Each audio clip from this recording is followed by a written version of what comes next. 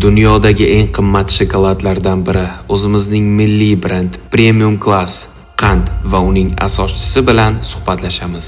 Lekin qandni haqiqiy premium qilgan narsa uning sarguzashtlari.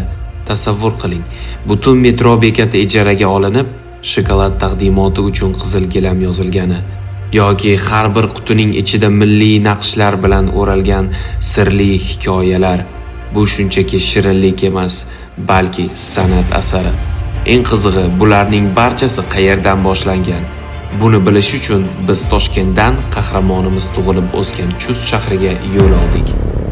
Qidirib arang topib 90 yoki 100 dollar atrofida edi 17-yil. Yig'latib olib ketganlar. Qanaqa mahsulot, bu nega unaqa qimmat? Hozirgi kunda yoki buni kilosi nechi pul? Bir donasi 68 ming. Shu rastarlarda biz albatta bo'lamiz. Bu Moskva, Olmota, Astana, bu Buxoro, Samarqand, Dubay